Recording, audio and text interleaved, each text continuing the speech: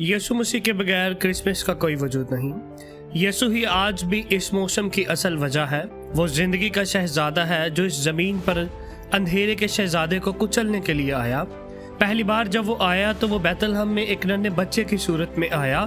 दूसरी बार जब वो आएगा तो वो बादशाहों का बादशाह और खुदावंदों का खुदा होगा। पहली बार जब वो आया तो वो खुदा का बर्रा था जो दुनिया का गुनाह उठा ले जाता है। अगली बार जब वो आएगा तो वो यहूदा के कबीले का शेर बब्बर होगा।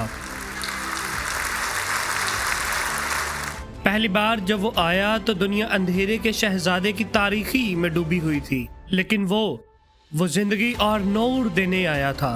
पहली बार जब वो आया तो उसने कांटों का ताज पहना, लेकिन जब दूसरी बार वो आएगा तो उसके सर पर ताज ही ताज, ताज ही ताज, ताज ही ताज, क्योंकि वो तमाम बादशाहों का बादशाह और खुदावंदों का खुदा होगा।